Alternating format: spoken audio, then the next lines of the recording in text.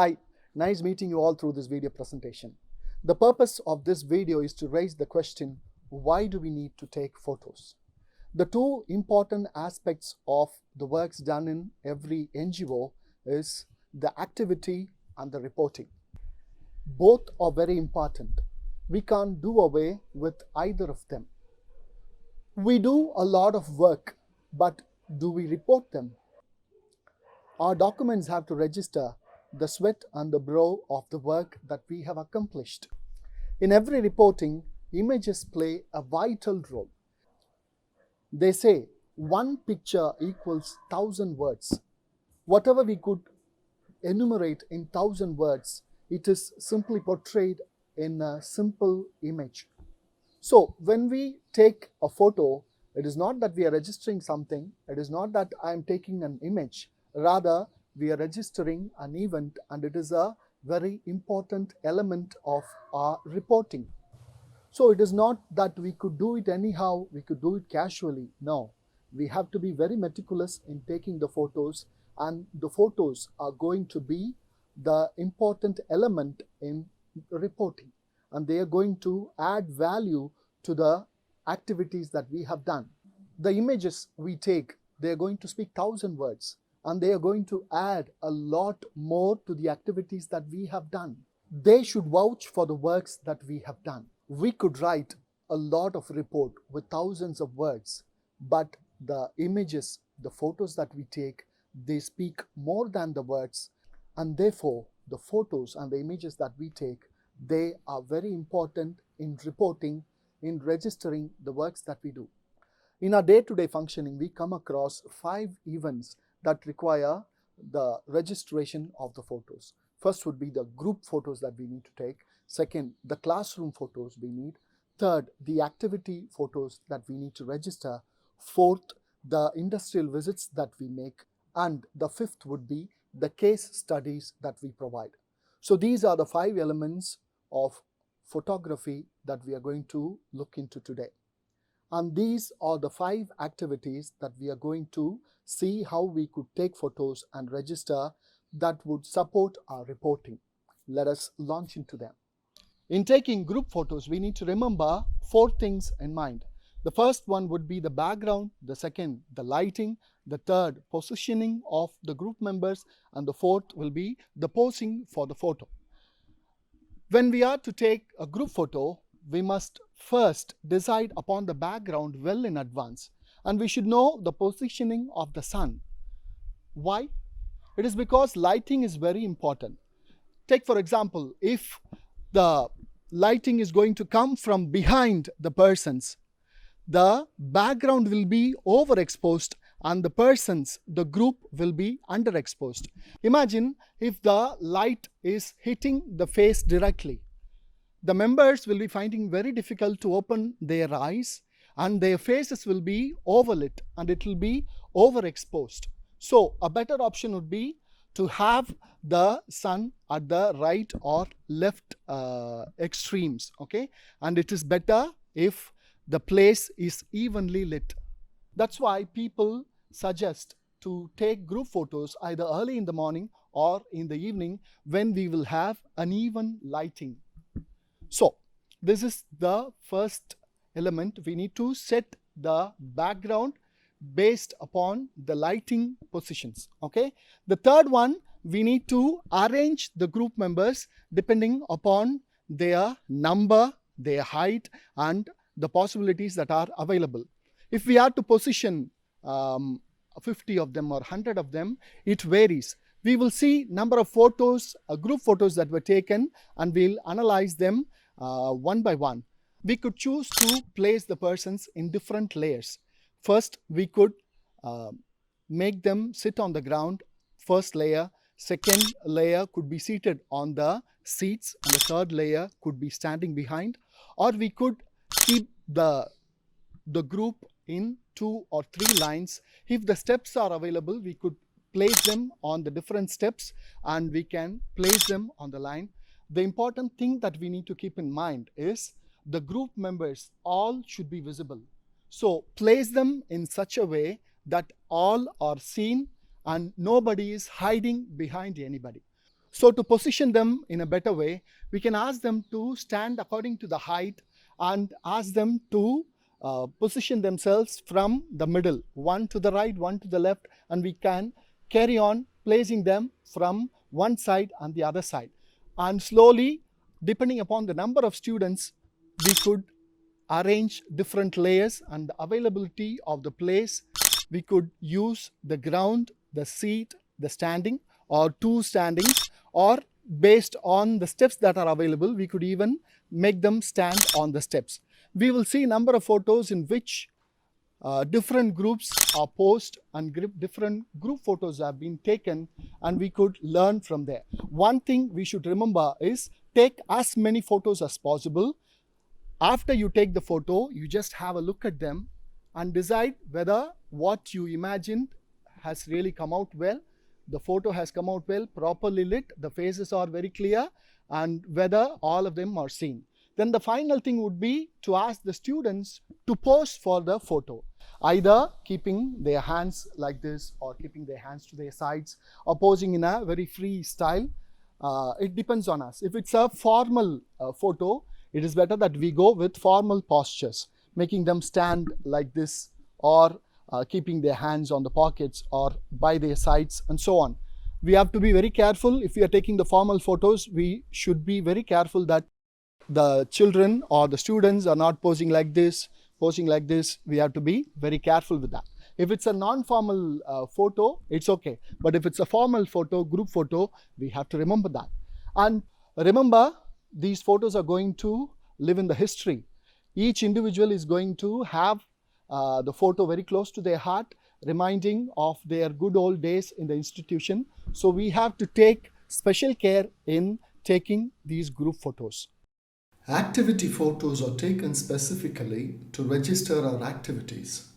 So the center of interest would be to clearly show the activities of the students involved in practical sessions, learning different trades and exhibiting their talents in different occasions. The images would be more credible if we shoot photos as the students perform rather than making them pose for it.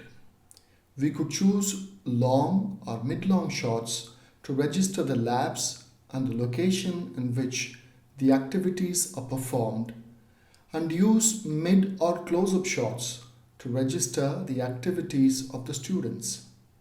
We should make sure to register both the students involved in the activity and the activity they are performing.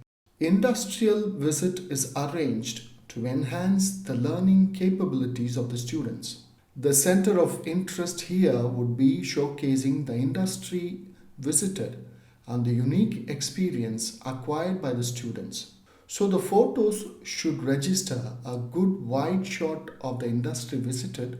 Also, we should register a group photo of students who benefited from the industrial visit by taking a wide shot of the industry and the group of students standing in front of the industry visited. If possible, get even the industry person in the group photo. Registering a full and a mid shot of the interaction with the local guide will add credibility to the report. We are in a classroom setup. In all our DB Tech centers, we run different trades. We run number of courses, and number of students participate and learn the trades and get ready for their life and go to work. So what is the purpose of taking the classroom photos? It is to register so many students participated in a particular trade, and so was the faculty person handling the session. It is to register how eagerly the students participated and the number of students and how the classrooms look like, what are the facilities that we provide in the classrooms. It is to register that. Okay, this is the central point of interest in taking the classroom photos. So in taking the photos of classroom, we must remember two things: the positioning, the framing. Then the second one would be the lighting that we need to keep in mind. Okay, here we have 4 students and a faculty member. Okay, since we are in a COVID-19 situation. We don't have the classroom full of students. So kindly bear with me and imagine that the classroom is filled with students. And as I frame the image, think that it is all covered with students. Okay. So how to frame the classroom? I'm taking the camera. Sir, please come. The faculty member is teaching them. So I am taking a pose from behind, registering the faculty member and the students here, taking from the side. From behind, I'm taking the wide shot covering the students and the professor. Okay, from behind, it would show the professor and the students. Now I'm going to the right end. Okay, I can keep the camera at this level, but if I keep the camera at the level of the students, all the students may not be covered. So I'm just raising the camera to a higher level so that I could cover almost all the students, all the seats that are there. Okay, so I'm taking a photo from here. You will be able to see the photo, the difference between taking an image from this particular end and a photo taking from this another particular end. Okay, if you watch carefully, the moment I took a photo from there, the photo that was taken from there will be looking little dark with less light. You know why? It is because it is lit from the other side. It is lit all over. So they are all backlit. So the light is coming from the back side of the students, and so the students are dark and the background is bright. Whereas when I took the photo from here, the light is really falling on the faces of the students and it is covering the whole classroom. And so the image is bright and the faces of the students are also very bright and clear. Okay, so we should avoid taking images with the backlight. Okay, and we should choose to shoot from where the light comes and from where we will be able to have a clear lighting, okay, where the faces are bright and clear. To take another view, I'm just going behind the students and taking a photo of them. They're all listening to the professor, and I'm taking an image from the very end, okay, covering the participation of the students and the faculty member taking class for them. Okay, now from here it is good that everyone is covered, but if I have to take the individual image of the faculty member, the professor, I have to go close to him. If I were to zoom from here and take the photo, it may not have the clarity. Now I am going close to the faculty member and taking an image of the person, and you will see a lot of difference. And we could even take the portrait photo, being a single person handling the session.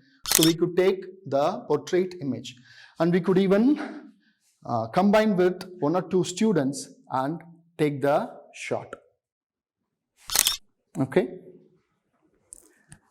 Taking from the lower angle would help to register better the participation of the students and the professor who is handling the session. Okay, so these are the elements that we should keep in mind in taking a photograph in the classroom setup and to register better the classroom setting.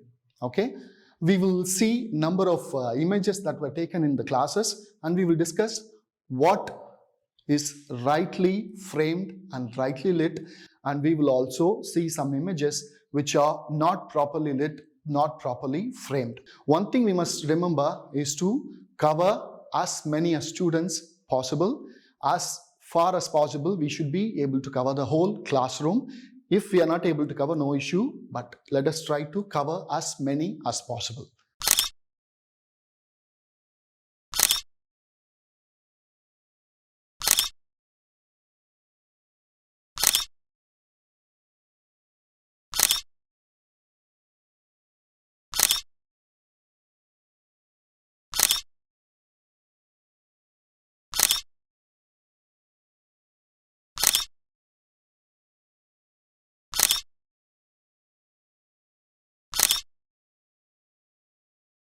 Case studies are done with the purpose of registering the intervention of DB Tech in the life of the students. The center of interest in the case study would be the student who benefited from the training program offered by DB Tech. So we need to register a good portrait photo of beneficiary, his interactions with the students and the trainers, and his activities in the process of learning. Three common mistakes we should avoid would be including unnecessary areas within the frame, framing the composition improperly by cutting the images of the persons within the frame, overexposure or underexposure of light in the composition.